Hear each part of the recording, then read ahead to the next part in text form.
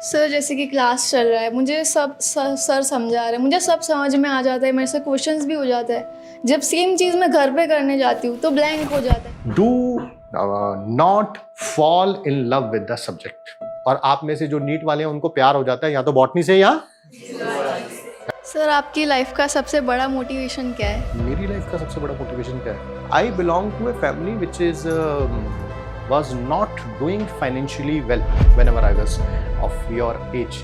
तो मुझे पता था। मेरा क्वेश्चन एक्चुअल में ये था कि बिना पढ़े भी लाइफ में एक्सीलेंस अचीव करी जा सकती है। अपने आप को हमेशा चेक पे रखिए, हमेशा चेक पॉइंट पे।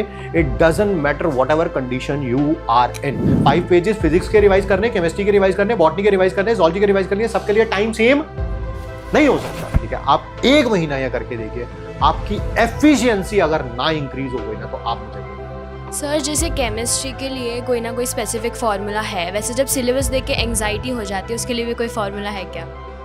कि अगर केमिस्ट्री एक मूवी होती तो आप उसमें हीरो होते या विलन? मैं डायरेक्टर होता I think.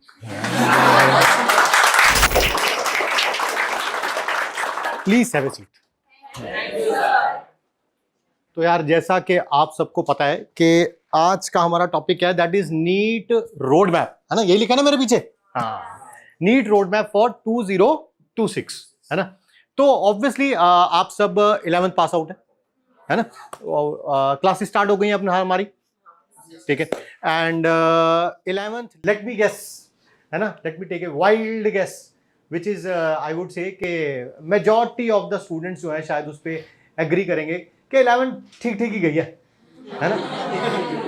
am I right or wrong? है ना सर? आप इससे भी कुछ बुरा यूज कर सकते थे, ठीक है, but you have been very kind कि आपने बोल दिया कि सो गई है, इसमें आपकी भी इज्जत बच गई, हमारी भी बच गई, है ना? तो that is the story of maximum students. You are not different. आप कहें कि ओहो पता नहीं यार, ऐसे भी यहाँ पर बैठे हुए हैं जिनका 11 जो है वो उतना ही अच्छा गया जितना कि 10th गया था, which is not true. Let's be fair about it, ठीक है? 11th अच्छा भी गया होगा तो उतना अच्छा नहीं जा सकता जितना 10th गया था, ठीक है? एंड जो आफ्टर मैथ्स जो थे वो शॉक, है ना, जो 10th से 11th में आने पर जो शॉक लगा था वो शॉक भी मेरे ख्याल से खत्म हो चुका है ना? सबको एटलीस्ट अब समझ जरूर है कि कैसे करना है ना? क्या करना है that is different word, but कैसे करना है वो तो डेफिनेटली पता चल चुका है। क्योंकि 10th के बाद क्या था कि यार जो सर ने पढ़ा दिया, ज्यादा से ज्यादा क्या होता था, अपनी कॉपी की रीडिंग लगा लेते थे, और आजकल तो चल ही रहा है यूट्यूब पर, है ना? मैं उसके बारे में ज्यादा बात नहीं करूंगा, ठीक है? काफी रिसर्च करी जाती है, ठीक है? एंड फिर उसके बाद 4 क्वेश्चन पेपर में से कोई ना कोई एक क्वेश्चन पेपर तो आ ही जाता है ना? ये 10th में था, है ना? ऐसा गई है 10th, ठीक है ना? बट 11th में ऐसा नहीं था, है ना? जो इनिशियली फील हो रहा था कि यार पता नहीं बड़ा आसान है, आसान है, आसान है, आसान है, वो कहीं ना कहीं बीच में 11th में जरूर लगा होगा कि नहीं यार चीजें शायद थोड़ी सी मुश्किल है ना? और कभी कभी ऐसा भी लगा होगा कि यार चीजें हाथ से जा रही है ना? ऐसा लग रहा है कि नहीं, जिस मोमेंटम से स्टार्ट किया था शायद वो मोमेंटम कहीं ना कहीं क्या होता हो रहा है, लूज हो रहा है। इट इज देखो, मैं तुम लोगों को पहली बार मिल रहा हूँ, है ना? और आप सोच रहे होंगे आपको किसने बताया, है ना? You might be wondering, but that is true for each and everyone. इसमें कुछ ऐसा है ही नहीं। हाँ, कोई एक का जाना थोड़ा आगे पीछे बोल सकता है इसमें से, I agree with it completely, but maximum students की जो स्टोरी है वो इसी लाइन पर ही चलती है, ठीक है? एंड अब 12th स्टार्ट हो रहा है, ठीक है? नाउ एक नीट 2026 तो है ही, एक और बर्डन है माइंड में, है ना? See what we are doing. आधी लाइन मैं बोल रहा हूँ, आधी लाइन आप बोल रहे हैं, है ना? तो इससे क्या पता चल रहा है कि हम एटलीस्ट सिंक में तो है, एटलीस्ट सर को पता है कि हम कहाँ पे स्टैंड कर रहे हैं और क्या करना पड़ता है, ठीक है? तो बोर्ड्स की भी बड़ी टेंशन है यार, ठीक है? अब स्टार्ट करते हैं, हम आज के रोड मैप के बारे में बात करते हैं, ठीक है? Let's face it, let's address the elephant in the room, ठीक है? बहुत सारे बच्चे राइट नाउ, और मैक्सिमम आई वुड से सो, सबके माइंड में यही चल रहा होगा यार 11th ठीक ठाक हो गई है, ठीक है, आई एग्री, बट यार 12th में बहुत मेहनत करेंगे हम लोग, है ना? और 12th अच्छी भी कर लेंगे, ठीक है? एंड एडेड एडवांटेज क्या है, 12th is a bit easier as compare to 11th। And ऐसा भी हो सकता है कि एक होता है रिगरस रूटीन होती है ना हमारी, एंड उसमें क्या होता है कि फिर एक बार रूटीन में आ जाते हैं तो चीजें आसान लगने लगती हैं। लाइक अगर मैं रनिंग नहीं करता हूँ, आज first time like 5 kilometre running करूंगा तो टफ लगेगी, बट अगर यही 10 days या 1 month या 6 months बीत जाएंगे तो उसके बाद ये टफ नहीं लगेगी, क्योंकि वो रूटीन में आ गया। तो same goes for your routine also, कि आप एक बार रूटीन में आ चुके हो तो एक तो सिलेबस भी थोड़ा सा 12th का क्या है, इजी, ठीक है, थोड़ा आप रूटीन में भी आ चुके हो, इस कारण और भी क्या लगेगा, इजी। बट मैंने बोला let's address the elephant in the room, that is class 11th, ठीक है। सबके माइंड में यही चल रहा है कि यार 11th ठीक ठाक गई है, but 11th has a equal role to play when it comes to NEET 2026, तो क्या करेंगे क्या करेंगे क्या करेंगे, ठीक है। तो फैक्ट तो यही है कि 11th आपकी मैटर करती है। I am not gonna put like sugar coated words और फिर मैं उसके बाद मैं तो चले जाऊंगा यहाँ से, ठीक है, बाद में रहना तो आप नहीं है यहाँ पे, ठीक है। 11th definitely matters a lot, ठीक है। एंड आपके लिए मेन क्या होना चाहिए राइट नाउ, ठीक है। 12th की क्लासेस स्टार्ट हुई हैं, सब में फर्स्ट चैप्टर चल रहा होगा, ठीक है। इनिशियल चैप्टर्स भी इजी होते हैं, वी ऑल नो इट, ठीक है। और तो आपको 11th की रिवीजन का एक प्लान जरूर बनाना चाहिए। श्योर मीन श्योर, आप हर एक बच्चे के पास लाइक आपका 12th की क्लास होती है, आज मान लेते हैं 2 सब्जेक्ट्स की क्लास होती है, ठीक है, आप उनको जाके रिवाइज करते हैं, ठीक है। कुछ ना कुछ 11th का आज रिवाइज करना ही करना है, ठीक है। स्पेशली जब आपका यहाँ पे ऑफ डे होता है, ठीक है, कितने डेज ऑफ होते हैं यहाँ पे आपके, 3 डेज ऑफ होते हैं, उस दिन तो 11th पे मतलब कि टूट पड़ना है बिल्कुल। You have to be on that edge कि यार आज सारे बच्चे क्या कर रहे होंगे, रिलैक्स, और आज मुझे क्या करना है, कंपनसेट करना है जो मेरे से गलतियां हो गई थी पिछले साल, ठीक है। अगर उन गलतियों को अब कंपनसेट नहीं किया जाएगा ना, then it's a game for NEET 2027, let me be frank, ठीक है।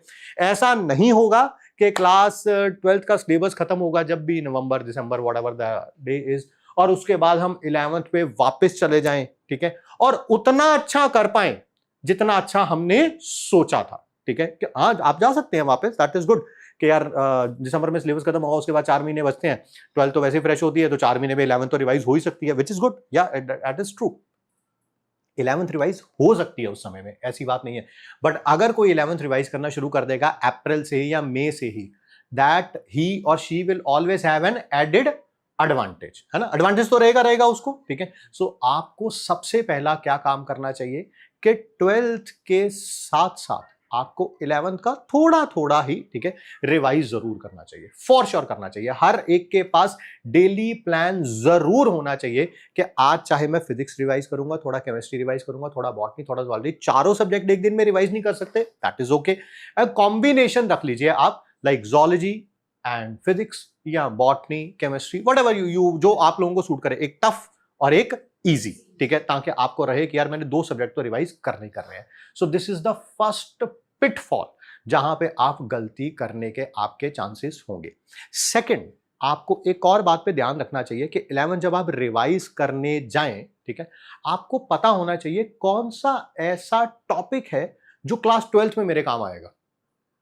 सबसे पहले हम क्या करेंगे, उसको रिवाइज करेंगे। Getting what I am trying to say, like organic chemistry है, organic chemistry like physical chemistry, physical chemistry में ऑलमोस्ट अगर मैं बात करूं 95% की चलो बात कर लेते हैं, आपको 11th का कुछ भी ना आता हो ना, तब भी आप क्लास 12th की फिजिकल केमिस्ट्री ऑलमोस्ट पढ़ सकते हो। हाँ, मोल कॉन्सेप्ट का पता होना चाहिए कि मोल्स कैसे निकालते हैं या मॉलिक्यूल्स से, that's it, which are like class 9th में भी हम लोग सीखते हैं, ठीक है। कुछ भी ना पता हो तब भी काम हो सकता है, बट ऑर्गेनिक में ऐसा नहीं है ना। ऑर्गेनिक में आपको पता है कि आपका जीओसी पे कमांड बहुत अच्छा होना चाहिए, ठीक है। तो अगर हम 11th रिवाइज करने जाएंगे तो सबसे पहले किसको रिवाइज करेंगे, जीओसी। अगर मेरी क्लास 12th की इनऑर्गेनिक केमिस्ट्री शुरू होने वाली है तो सबसे पहले मैं किसको रिवाइज कर लूंगा, periodicity as well as chemical bonding. इसी तरह से फिजिक्स में भी कोई टॉपिक होगा, बॉटनी में भी कोई टॉपिक होगा, जूलॉजी में भी कोई टॉपिक होगा, तो वो आप अपने रिस्पेक्टिव टीचर से बात करके रख सकते हैं, ठीक है। तो हमारे 2 बातों पे अभी बात हुई। पहली बात क्या है कि क्लास 12th के साथ साथ क्या करना है, 11th रिवाइज। और कौन कौन सी सबसे पहले रिवाइज करनी है, जो 12th में आने वाले हैं, ठीक है। थर्ड, राइट नाउ प्रेशर होगा बोर्ड का, वो हमने बात भी करी है कि, ठीक है, तो एक ये जो प्रेशर है ना बोर्ड का, ये एडेड एडवांटेज है आपके लिए, ठीक है। क्यों, क्योंकि इसी के कारण, इसी प्रेशर के कारण, बाय व्हाटएवर से कि यार चाहे मम्मी ने बोला है, पापा ने बोला है, भाई ने बोला है, बहन ने बोला है, टीचर्स ने बोला है, पीयर प्रेशर है, whatever you want to name it, इसी के कारण आपकी 12th तो अच्छी हो जाएगी, है ना। फिर बात कहां पे रह गई, फिर वही बात, you getting what I am trying to से।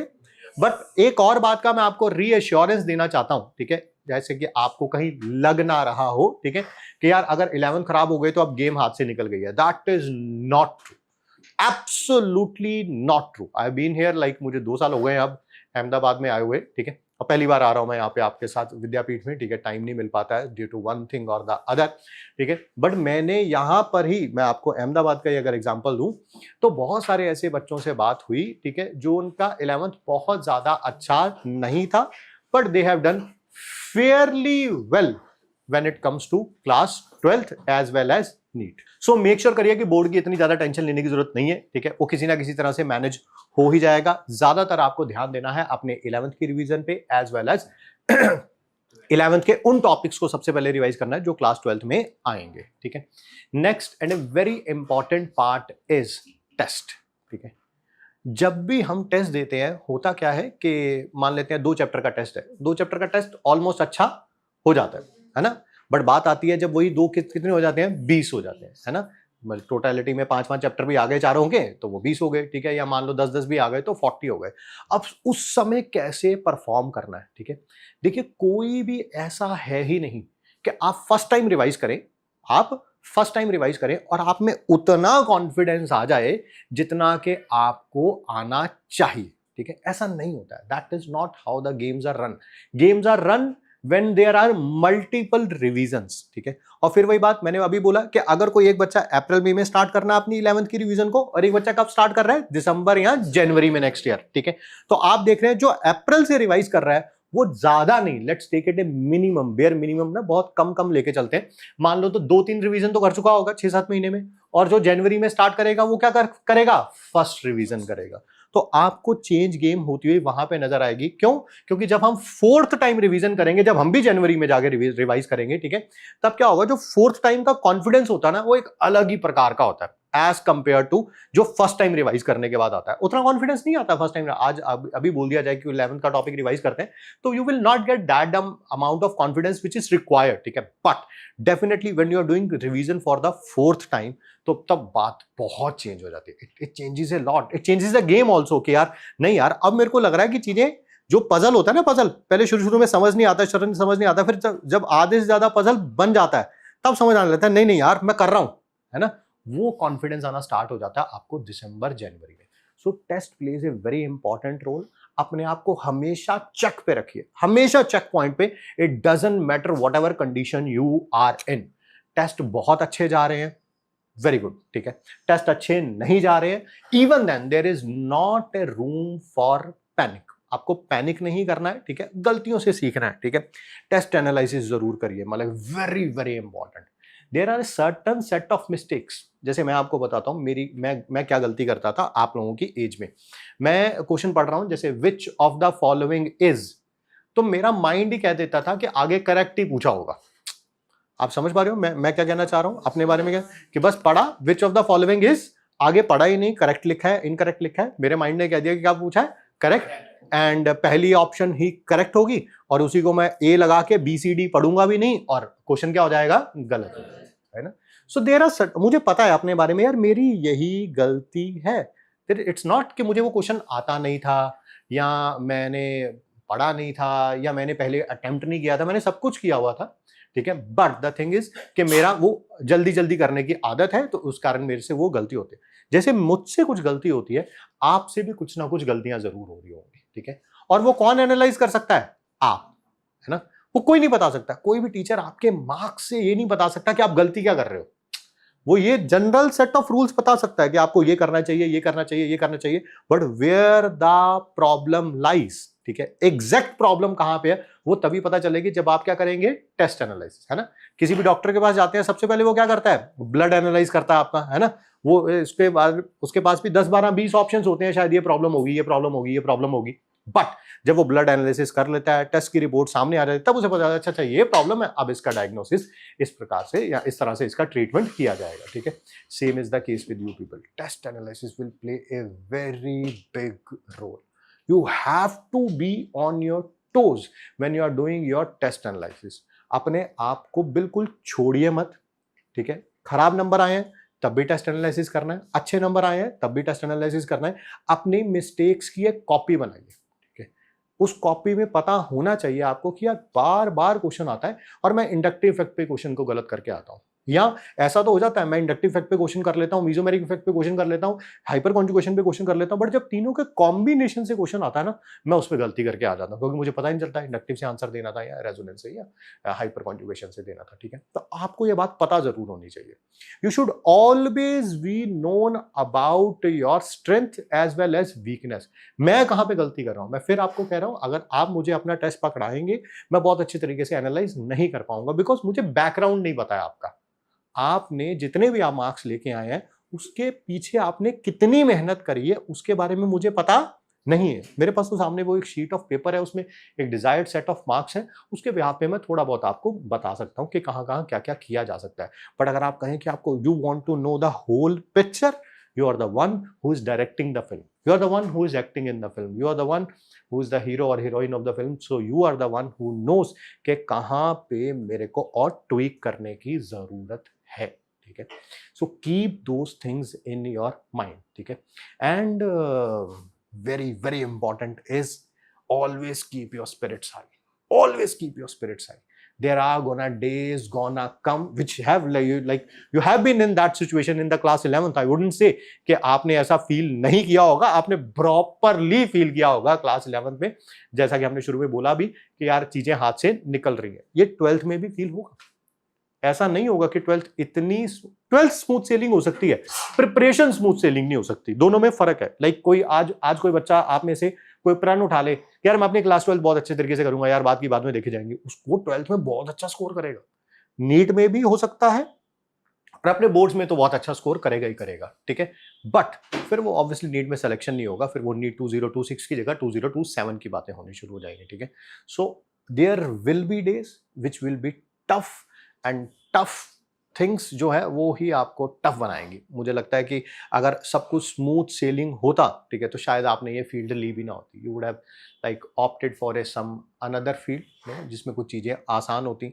You are ready for a marathon, yes it is the start of a marathon. Even after going to the first year of the MBBS, do not think the marathon has ended, it has just started. ठीक है, and it's a marathon, and marathon में कभी कभी ऐसा होता है, हम कभी कभी पीछे रह जाते हैं, कभी कभी कोई आगे भी निकल जाता है, and it's okay, it's okay. We can like always change the gear at any moment of the game. It does not about कि यार लास्ट में जाके चेंज करना है, कभी भी चेंज किया जा सकता है। ठीक है, सो मेक श्योर करिए कि ये एक मैराथन है, and there will be days when you will be left behind, there will be days when you will be way ahead, but you have to keep yourself grounded as well as motivated. ठीक है, ताकि आप लोगों के जो चीजें हैं वो बिल्कुल नॉर्मलाइज्ड रहे। ठीक है, कभी भी बहुत ज़्यादा बाहर के फैक्टर से बहुत ज़्यादा चीज़ें जो है आपको इम्पैक्ट नहीं करनी चाहिए। ठीक है, जो हो रहा है, साथ वाले के नंबर ज़्यादा आ रहे हैं, आने दीजिए, कम आ रहे हैं, आने दीजिए। आप क्या इंप्रूवमेंट कर लेके आ सकते हैं अपने आप में, आप उसके ऊपर ध्यान दीजिए। ठीक है, मैं आपको एश्योरेंस देता हूँ 1 year of dedicated hard work in NEET is definitely enough to crack it with a very good rank, very good rank. I have seen people who have like done and dusted in the class 11th, but they performed exceptionally well when it comes to class 12th as well as in NEET। ठीक है, तो ऐसा कोई घबराने की बात नहीं है। ठीक है, बट हाँ, अपने आप को मोटिवेटेड रखना पड़ेगा। ठीक है, थोड़ा सा मैंने अभी जो बात बोली मैं फिर उसी को रिपीट कर रहा हूँ, जो एक्सटर्नल फैक्टर्स हैं प्लीज थोड़ा उनसे हैम्पर कम होइएगा। आपकी क्लास में किसके ज्यादा मार्क्स आ रहे हैं, ओके, कम आ रहे हैं, okay, I mean you don't have to be like उनसे परेशान होने के बजाय आप अपनी ग्रोथ के ऊपर ध्यान दीजिए। मेरे आज 200 आ रहे हैं तो नेक्स्ट टाइम 250 कैसे आएंगे, 250 आ रहे हैं उसको मैं 320 पे कैसे लेके जाऊंगा, 320 से 400 कैसे लेके जाऊंगा। You must have a plan in your hand. ठीक है, आपका नेक्स्ट टेस्ट जो है वो 14 डेज बाद है, तो आपके पास 14 डेज का प्लान होना चाहिए एट एनी कॉस्ट कि यार मैं पहले दिन जाके ये रिवाइज करूंगा, दूसरे दिन ये, तीसरे दिन ये, चौथे दिन ये, पांचवें दिन ये, और 14 डेज तक मैं अपना कम से कम 1 या 2 रिवीजन तो लगा चुका होगा इतने सिलेबस की। ठीक है, जिसके कारण मैं अच्छा स्कोर कर सकूं। अगर आप यही सोचते रहेंगे कि यार अच्छा फ्राइडे पता चला ओहो टेस्ट है, तो यार आज घर जाके बैठ के पढ़ना स्टार्ट करेंगे। ठीक है, that is definitely gonna hamper your progress. ठीक है, आपको पता भी नहीं चलेगा, क्योंकि कुछ ना कुछ मार्क्स तो आएंगे ना उस केस में। अरे फ्राइडे को भी स्टार्ट करोगे, कुछ ना कुछ मार्क्स तो आएंगे, चाहे 100 आए, 200 आए, बट ये डेफिनेटली बात है कि आपने अपना बेस्ट नहीं दिया है उसमें, ठीक है, और फिर उसकी एक आदत पड़ जाएगी, और जब आप इस लूप में एक बार फंस जाएंगे तो वही होगा, हमेशा यही होगा कि हर संडे के टेस्ट की तैयारी कब शुरू होगी, फ्राइडे नाइट को, ठीक है, और उस लूप में किसी भी कीमत पर आपको फंसना नहीं है, ठीक है। स्टे कंसिस्टेंट, स्टे मोटिवेटेड, मजा लीजिए क्लास 12th का, ठीक है, ऐसा कुछ भी नहीं है कि आप नहीं कर सकते हैं, ठीक है। एंड लास्ट में मैं आपसे एक ही बात कहना चाहूँगा, एक ये बड़ा इंपॉर्टेंट पॉइंट है और इससे मैक्सिमम बच्चे एग्री करेंगे, ठीक है। Do not fall in love with the subject. किसी एक पर्टिकुलर सब्जेक्ट से प्यार करने की जरूरत नहीं है, ठीक है। और आप में से जो नीट वाले हैं उनको प्यार हो जाता है या तो बॉटनी से या, है ना, तो और वो बड़ा तगड़ा हैम्पर करता है आपकी प्रिपरेशन को, ठीक है। स्कोर करिए, अच्छा स्कोर करिए, आप aim for 180 out of 180 in botany and zoology, but also aim for the same when it comes to physics and chemistry, है ना। ऐसा नहीं होना चाहिए कि यार बॉटनी ज़ूलॉजी तो अच्छी हो रही है, इस साल बॉटनी ज़ूलॉजी कर लेते हैं, अगले साल देख लेंगे फिजिक्स केमिस्ट्री।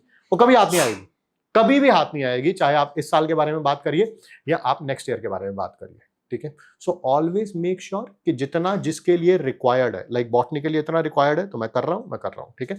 बहुत ज्यादा ऐसा नहीं सोचना है कि मान लेते हैं ना, एक हिपोथेटिकल सिचुएशन लेते हैं, मेरे बॉटनी में ना राइट नाउ 170, 175, 176 आ जाते हैं, ठीक है, and which is a good enough score, which is a very good score, ठीक है। एंड फिजिक्स में आ रहे हैं मेरे 80, और फिर भी क्लास के किसी बच्चे के कारण या ईगो पे लेके या व्हाटसोएवर द रीजन इज, मैं सोच रहा हूँ नहीं यार अगली बार 180 आउट ऑफ 180 लाने हैं, ठीक है, और जो फिजिक्स में 80 आ रहे थे वो भी क्या जा रहे हैं, नीचे जा रहे हैं, ठीक है। ऐसा नहीं करना है आपको, किसी भी कॉस्ट पे ऐसा नहीं करना है। आप बॉटनी में जितनी और मर्जी मेहनत कर लेंगे, 176 आ रहे हैं तो सिर्फ 4 ही मार्क्स इंक्रीज होने हैं, दैट मीन्स 1 क्वेश्चन ओनली, ठीक है। और वहां पर स्कोप कितना है, that is scope of 25 questions. अगर 80 आ रहे थे 180 जाने के लिए कितना स्कोप है, 25 क्वेश्चन। तो ऑब्वियसली वहां पर गेम भी ज्यादा बची है, आपको एफर्ट भी उधर ज्यादा लगाना चाहिए और रैंक भी इंप्रूव तब ही होगा, ठीक है। तो किसी भी एक पर्टिकुलर सब्जेक्ट से, चाहे वो फिजिक्स हो, केमिस्ट्री हो, बॉटनी हो, ज़ूलॉजी हो, do not fall in love with it. हाँ, उतना काम जरूर करिए कि जिससे आपका सिलेक्शन हो सके, जिससे आप अच्छा रैंक ला के आ सकें, ठीक है। बट ये नहीं करना है कि नहीं यार बस यही, और फिर वही ईगो पे नहीं लेना है, आस पास में नहीं देखना है कि यार किसी के कितने आ रहे हैं, कोई कह रहा है मेरे 180 आउट ऑफ 180 आ रहे हैं, वेल एंड गुड, ठीक है। टोटलिटी में किसके ज्यादा आ रहे हैं वो मैटर करता है, ठीक है। और चारों सब्जेक्ट्स को इक्वल टाइम तो नहीं बट इक्वल मार्क्स जरूर लाने की कोशिश करिए, ठीक है। 2 पर्सन्स हु आर स्कोरिंग, मान लेते हैं हिपोथेटिकल नंबर के 400 नंबर आ रहे हैं उसके, 400 हालांकि अच्छे नंबर नहीं है but I am just example लेने के लिए मैं बात कर रहा हूँ, और एक के 400 आ रहे हैं ऑन एन एवरेज, उसके फिजिक्स में भी 100 है, केमिस्ट्री में भी 100 है, बॉटनी में भी और ज़ूलॉजी में भी 100 है। और दूसरा ऐसा है उसके 180 आउट ऑफ 180 है, बॉटनी में 180 आउट ऑफ 180 है, ज़ूलॉजी में, और केमिस्ट्री में भी 20 हैं और फिजिक्स में भी 20 हैं। आप बताइए किसकी प्रिपरेशन ज़्यादा अच्छी चल रही है, पहले वाले की, है ना। तो वो आपको बात पता है और आपको ये बात पता रहनी चाहिए अगले साल तक, ठीक है, कि यार नहीं उसकी प्रिपरेशन ज़्यादा अच्छे तरीके से चल रही है, उसको ओवरऑल आइडिया है कि क्या करना है, कैसे करना है। हाँ, इंप्रूवमेंट इज रिक्वायर्ड, वो तो दोनों में ही रिक्वायर्ड है, ठीक है। और ऐसा नहीं होगा कि जब ये 2 सब्जेक्ट स्ट्रांग हो जाएंगे आप बाकी दोनों के ऊपर काम करना शुरू कर देंगे, ठीक है। क्यों? क्योंकि जब आप बाकी दोनों के ऊपर काम कर रहे होंगे ये वीक होना शुरू हो जाएंगे अपने आप ही, आपको पता भी नहीं चलेगा और ये अपने आप ही वीक होना शुरू हो जाएंगे, ठीक है।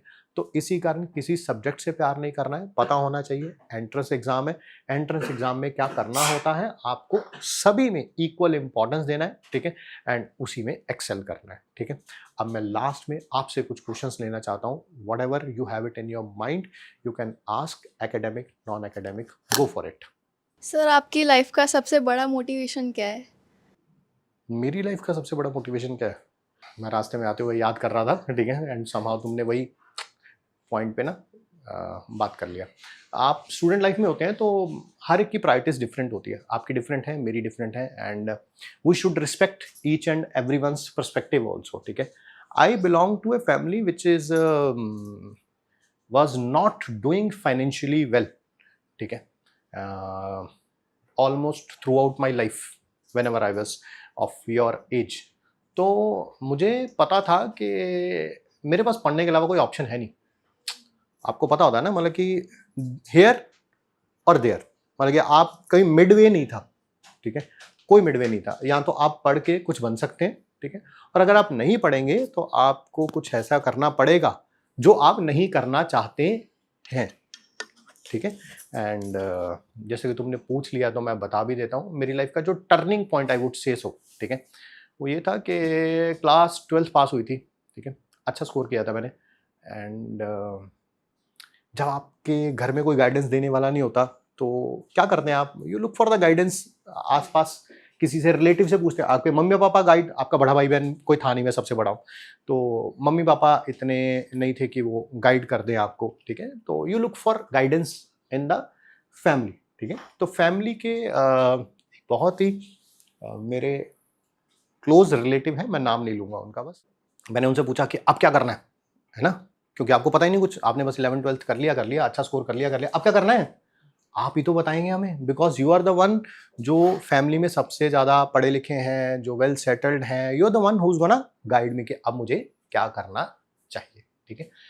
एंड अनफॉर्चुनेटली जो उन्होंने प्लान बताया, ठीक है, वो मेरे प्लान से तो बिल्कुल अलाइन नहीं होता था, बिल्कुल भी नहीं। एक होता है आप थोड़ा बहुत तो अलाइन होते हैं ना यार, कुछ शायद, ठीक है, जो उन्होंने मुझे प्लान बताया। एंड मैं एक पेटी टाइप होती है, if you have seen old Holmes, देखा है, वो बड़ी सी एक पेटी होती है, ठीक है, उसके ऊपर संदूक रखते हैं, संदूक है ना, तो वो रूम में बैठे हुए थे, सामने ऐसे बैठे हुए थे, तो मैं संदूक पे चढ़ के बैठा हुआ था। एंड उन्होंने बोला मैं जा रहा हूँ, है ना, प्लान बताने के बाद उन्होंने बोला मैं ठीक है, ओके, नमस्ते नमस्ते, चले गए। मैं उस संदूक पे 2-3 घंटे बैठा रहा, क्योंकि मुझे बहुत तगड़ा शौक लगा था। मुझे लगा जो उन्होंने प्लान बताया है, तो मैंने 11th 12th में इतनी मेहनत क्यों करी, ये प्लान तो 10th पास भी कर सकता है ना। पहली बात तो मैंने 11th 12th क्यों करी है, और फिर मैंने 11th 12th में इतनी मेहनत क्यों करी है, ठीक है। तो I think that was my motivation कि यार ये स्टोरी ऐसे एंड नहीं होगी, ठीक है। मुझे नहीं पता कैसे एंड होगी, वो उस समय ऐसा नहीं पता था, कुछ भी नहीं पता था, सच्ची बात बताऊं, बट मुझे इतना पता था कि ये स्टोरी ऐसे एंड नहीं होगी। जो भी प्लान मेरे लिए बताया गया है, मुझे थाली पे परोस के दिया गया है, ठीक है, ये ऐसे तो एंड नहीं होगा। It will change, how it will change, क्या उसके लिए और मेहनत करनी पड़ेगी, कितना मेहनत करना पड़ेगा, वो तो फिर समय बताएगा, जैसे जैसे समय आएगा वो बताएगा। बट मुझे इतना पता था ये वाला प्लान तो मैं फॉलो नहीं करूंगा फॉर श्योर। तो मुझे लगता है वो मेरा मोटिवेशन था, and I have changed it, I have bloody changed it, I have changed it for the, not for my immediate family, I have changed it for my whole family, ठीक है। So I have done it, ठीक है। हाँ बताइए बेटा। Sir paper में कोई hard या ट्रिकी क्वेश्चन देखने के बाद माइंड पूरा ब्लैंक हो जाता है, फिर उसको कैसे ओवरकम करें कि माइंड ब्लैंक ना। Very good, very good.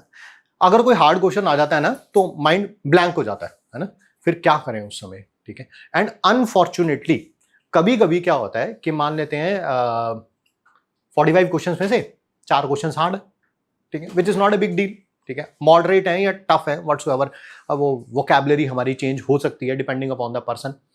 And unfortunately वो 4 क्वेश्चन ही पहले 4 क्वेश्चन है, आप समझे, क्वेश्चन नंबर 1, 2, 3 एंड 4।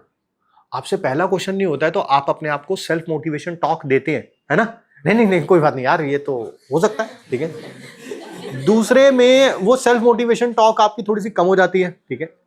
तीसरे में आप उदास हो जाते हैं, और चौथे में रोना आने लगता है आपको, ठीक है ना, है ना। एक काश ऐसा होता कि मैं पैदा ना होता, है ना, that is the line which comes to our mind when it comes to 4th question, है ना। एंड दैट इज ट्रू यार, है ना, किसी के लिए भी बीइंग इन दैट सिचुएशन, ठीक है, इट इज नॉट इजी, ठीक है।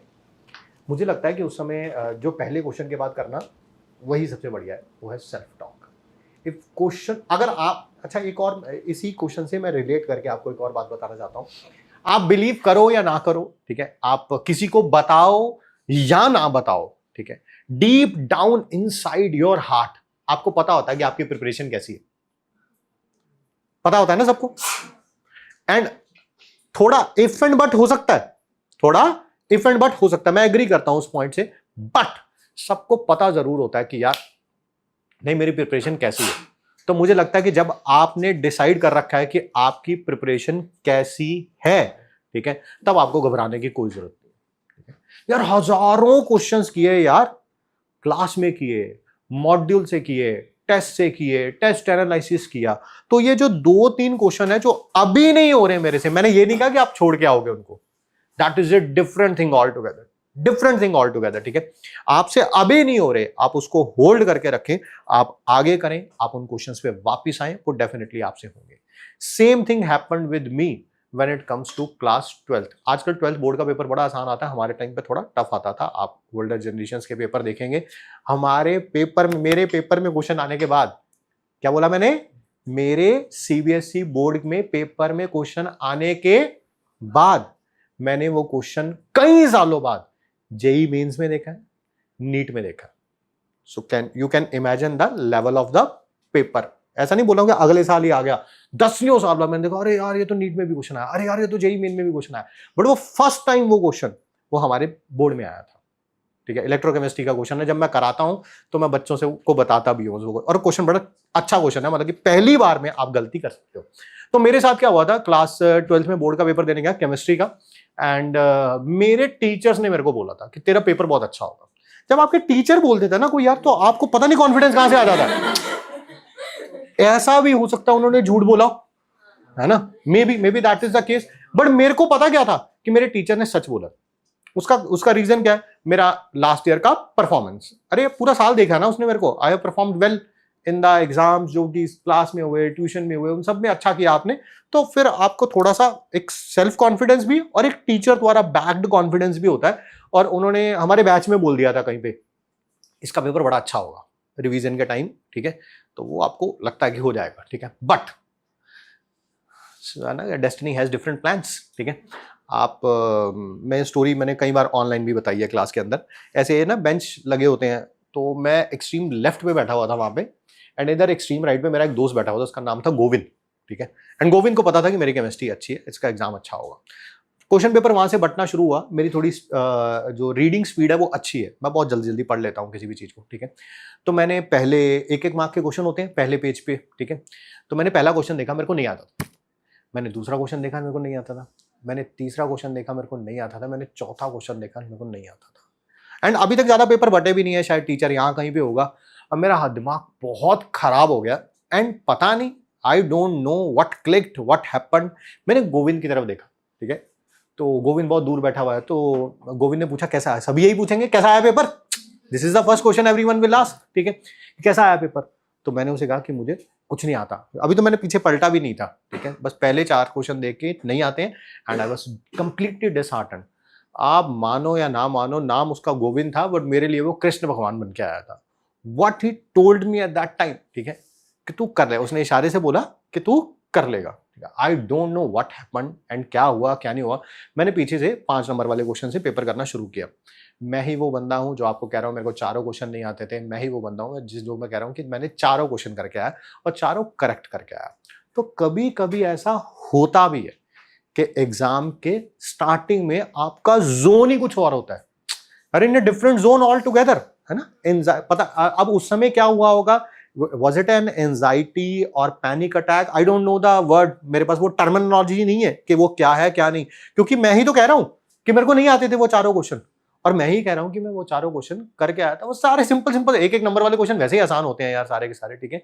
तो मैं सारा पेपर अटेम्प्ट करके आया था, सारा सही अटेम्प्ट करके आया था, ठीक है, एक्सेप्ट 1 मार्क क्वेश्चन, एक क्वेश्चन गलती हो गई थी उसमें, ठीक है। तो मैं सारा सही करके आया था। तो मैं सेम पर्सन आपको बोल रहा है ना, तो मेरे को लग रहा है कि वो शायद एग्जाम का माहौल था। तो अगर आपके साथ अनफॉर्चुनेटली कहीं पर ऐसी कंडीशन आ जाए कि जहां पर लगे आपको लगातार ही 1-2 क्वेश्चन नहीं हो पा रहे हैं, तो पैनिक मत करिए, उसको साइड में रखिए, आगे मूव करिए, ठीक है, ठीक है, डीप ब्रेथ, ठीक है, उनके लिए टाइम बचाइए, उन पे वापस जरूर आना है, फॉर श्योर उन पे वापस आना है, and you will be able to do it for sure, ठीक है। और बताइए, हाँ please. Sir first of all thank you, आपने इतने अच्छे से एक्सप्लेन किया। एंड सिमिलरली हमारे ऑफलाइन फैकल्टीज़ भी हमको काफ़ी ज़्यादा एनकरेज करते हैं, मोटिवेट करते हैं पढ़ने के लिए, स्पेशली निर्दोषिका मैम। तो मेरा क्वेश्चन एक्चुअल में ये था कि बिना पढ़े भी लाइफ में एक्सीलेंस अचीव करी जा सकती है। हाँ, क्यों नहीं, हु सेड सो, कि आपके पास यही एक तरीका है कि नीट होगा तो आप सक्सेसफुल होंगे, और नीट नहीं होगा अनफॉर्चुनेटली तो आप सक्सेसफुल नहीं होंगे। ना, इट्स नॉट, आई कंप्लीटली मैं इस पे बिलीव नहीं करता। आज के ज़माने में तो शायद मेरा ज़माना कुछ और था यार, है ना। मैंने बोला अभी अभी कि मेरे को तो पता था, या तो पढ़ लो या गए, ठीक है। तो मेरा टाइम कुछ और था। शायद ये क्वेश्चन मैं अपने ऊपर लागू करता आज से 25-30 ईयर्स बैक, तो आई वुड हैव सेड कि नहीं यार, करना पड़ेगा, नहीं तो नहीं होगा, पढ़ना पड़ेगा। अब वो पढ़ने का मतलब कुछ भी हो सकता है, वो नीट हो सकता है, जेई हो सकता है, कोई थर्ड एग्जाम हो सकता है। आप लोगों के लिए शायद मैं ऐसे हार्श वर्ड्स यूज नहीं कर सकता हूँ। The world has evolved a lot, there are many things, ठीक है। हो सकता है यार तुम में से कोई ऐसा पर्सन बैठा हो, may be 10 years, 15 years, 20 years down the line, who will be A business tycoon, who knows, ठीक है। और उसको मैं नीट के ही एक दायरे में बंद करके रख दूं, आई वुडंट, ठीक है। But if it is your dream, ठीक है, then definitely you have to go like all guns blazing। क्यों? क्योंकि अगर एक चीज को छोड़ेंगे ना, जो देखो सबने लिया होगा तो कुछ ना कुछ सोच के लिया होगा, ठीक है। एक का एटीट्यूड यह है कि हो जाएगा तो ठीक है, नहीं होगा तब भी ठीक है, ठीक है। Then I am agree with you, ठीक है। समवन हु हैज लाइक इस सपने को बचपन से उसने ना उसका बीज बोया है, उसको बड़ा किया है, अब उसको फल आने का समय हुआ है, और वो समय अगर उसे छोड़ देगा, मैं बहुत डिसहार्टन होगा। क्यों? क्योंकि वो एक आदत है, क्विट करना एक आदत होती है आपकी, ठीक है। आज इसमें क्विट करेंगे, कल हो सकता है किसी और चीज में क्विट करें, हो सकता है फिर थर्ड किसी और चीज में क्विट करें, ठीक है। फिर तो वो यही होगा ना, स्टार्ट करेंगे और छोड़ेंगे, स्टार्ट करेंगे और छोड़ेंगे, वो नहीं होना चाहिए, ठीक है। But I wouldn't say NEET is the only examination which can make you successful, I never say it, ठीक है, नॉट ऑन दिस प्लेटफॉर्म, कभी भी नहीं मैंने बोला। और बोलिए सर, जैसे केमिस्ट्री के लिए कोई ना कोई स्पेसिफिक फार्मूला है, वैसे जब सिलेबस देख के एंग्जाइटी हो जाती है उसके लिए भी कोई फार्मूला है क्या? जैसे केमिस्ट्री के लिए कोई फॉर्मूला है, वैसे सिलेबस मतलब केमिस्ट्री में हर कोई कॉन्सेप्ट के लिए फार्मूला होता है, वैसे जब सिलेबस देख के एंग्जाइटी हो जाती है उसके लिए भी कोई फार्मूला है? हाँ, तो ब्रेक इट डाउन ना। डोंट थिंक अबाउट के अगले साल नीट में क्या होने वाला है, मैं आज क्या करने वाला हूं उसके बारे में सोचिए ना। आज पूरा फिजिक्स का एक चैप्टर नहीं रिवाइज किया जा सकता, 4 पेज रिवाइज किए जा सकते हैं, बट 4 अच्छे तरीके से रिवाइज किए जा सकते हैं, ठीक है। तो वही एंजाइटी को हैंडल करने का तरीका है ऐसा, क्योंकि सिलेबस देखेंगे तो इट इज सो वास्ट, और ऐसा लगता है हम कितना पीछे रह गए हैं ना, है ना। I am reading a book which has a name के हिंदी बुक विच इज बहुत दूर कितना दूर होता है, and she is asking the same thing, है ना। तो इसको लग रहा है इतना बड़ा है यार, ये कितना बड़ा है, ठीक है। तो सिलेबस के बारे में भी वही बात हो रही है। तो आपको कभी कभी लगता जरूर है कि वो दिन कब आएगा, है ना, कि जब हम ये सब कवर कर लेंगे। I think break it down into pieces, ठीक है, एंड स्टे इन प्रेजेंट, ठीक है। थोड़ा सा 11th का ध्यान दीजिए और 12th पे थोड़ा सा ध्यान दीजिए, ठीक है। जितना करेंगे अच्छा करेंगे तो अच्छा हो जाएगा, ठीक है। सर मेरा एक फन क्वेश्चन है कि अगर केमिस्ट्री एक मूवी होती तो आप उसमें हीरो होते या विलन? केमिस्ट्री एक मूवी होती तो मैं हीरो होता कि मैं विलन होता है? मैं डायरेक्टर होता, आई थिंक।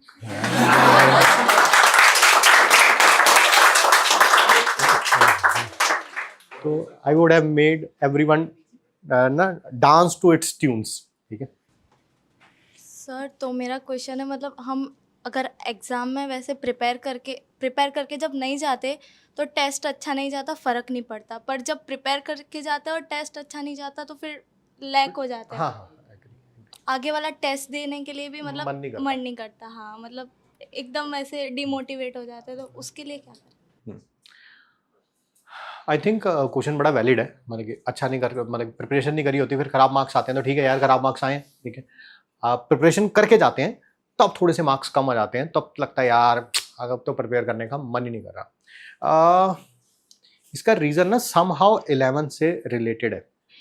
अब माने ना माने, whether you want to agree with me और not, it's a different issue all together, but the thing is 10 तक हम कभी मेहनत ही नहीं करते, है ना। ये फैक्ट है ना। कुछ ना कुछ जाने एग्री नहीं करेंगे, that is okay, I am okay with it, it's okay, ठीक है। क्योंकि 3 घंटे पढ़ना ही ऐसा लगता है कि पता ही नहीं कितना पढ़ लिया यार, है ना। तो वो एक है, ठीक है। एंड 11 जब आती है ना, फिर 11th आती है बिल्कुल ऐसे ना, एक सीधी चलती हुई ट्रेन में, है ना, चलती हुई ट्रेन में भूकंप आ गया हो जैसे, ठीक है। तो आपको समझ नहीं आता ट्रेन इधर गिरेगी उधर गिरेगी, आप किधर गिरेंगे, ठीक है, ऊपर से सामान गिर रहा है, पता नहीं क्या हो रहा है, ठीक है।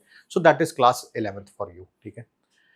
एंड लाइफ में जब भी हम पहली बार जब मेहनत करना शुरू करते हैं ना, whatever the first time is, whether it's class 11th, class 12th, whether it's dropper or whether it is anywhere else, आपको सक्सेस नहीं मिलेगी।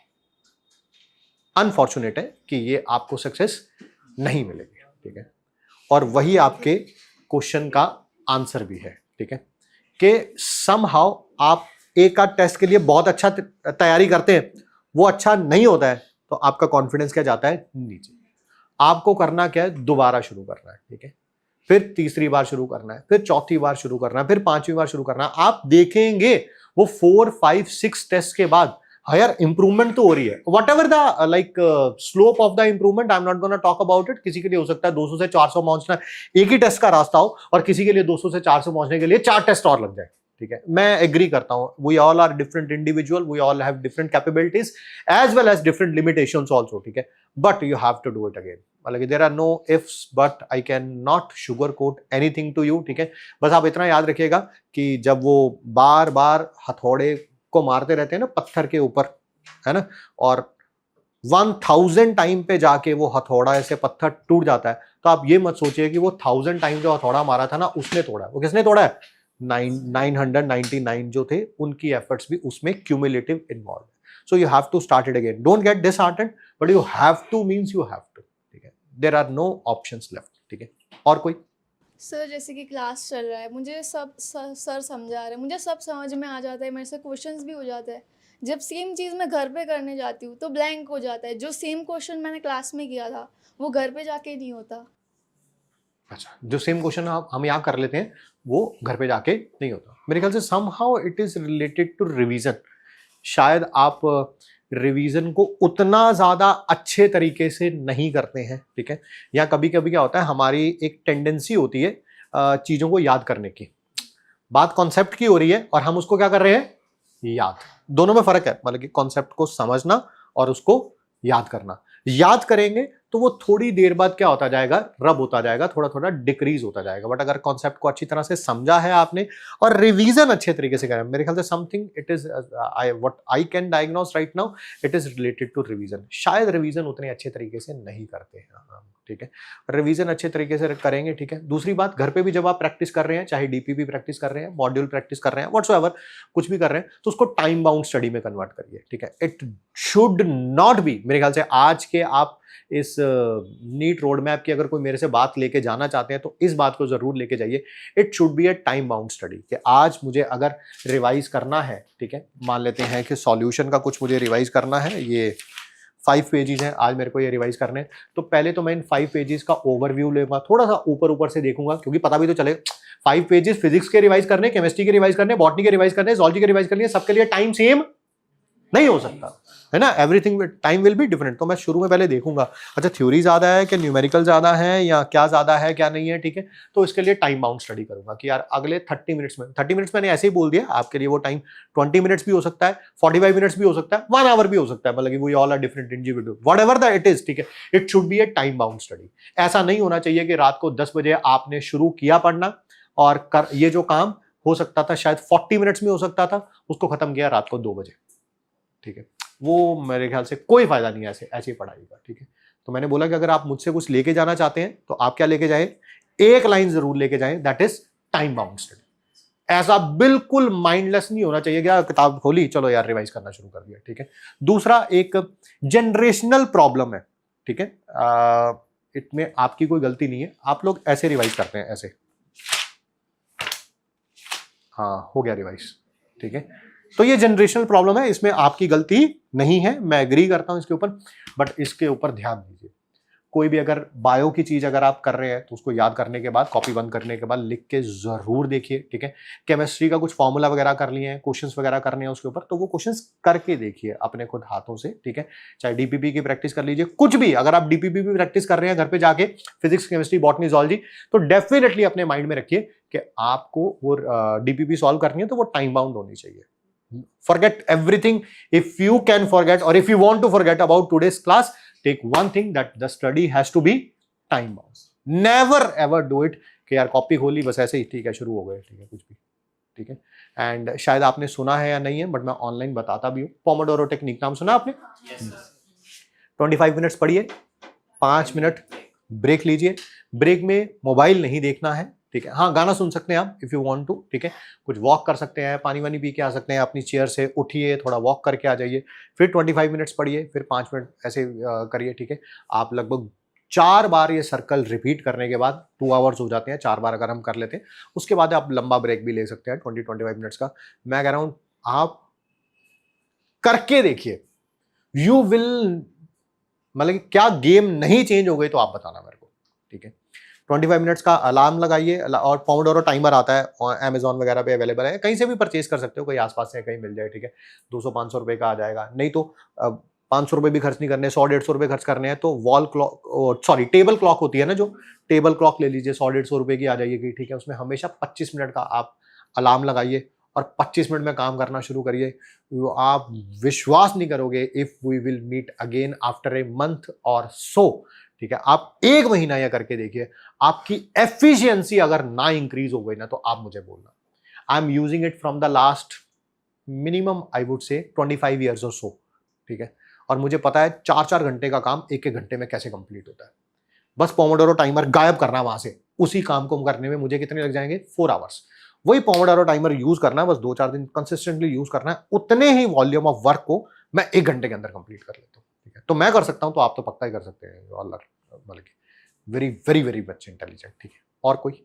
सर एग्जाम में टाइम मैनेजमेंट नहीं होता, वो कैसे करते हैं? यही बताया, अभी बताया मैंने। क्या बताया मैंने? टाइम बाउंड स्टडी, ठीक है।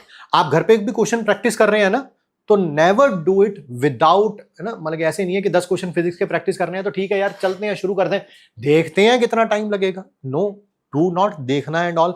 अरे 10 में से कोई एक क्वेश्चन हो सकता है जो नहीं भी होगा, that is okay, I agree with it. But आपको पता होना चाहिए कि आज जो मैं 10 क्वेश्चन प्रैक्टिस कर रहा हूं, वो रोटेशनल मोशन क्या है, मैंने रोटेशनल मोशन कितने अच्छे तरीके से रिवाइज कर रखा है, मेरा क्या कॉन्फिडेंस है उसके ऊपर, और मेरे को कितना टाइम लगना चाहिए इसके ऊपर। You must rough idea, I wouldn't से एग्जैक्ट, तो आपको पता ही नहीं होगा, बच्चे हो आप, ठीक है। बट रफ आइडिया तो होना चाहिए यार। 10 न्यूमेरिकल्स हैं, 20 मिनट लगेंगे, 22 मिनट लगेंगे, 25 मिनट लगेंगे, 15 मिनट लगेंगे, depending on the numerical also.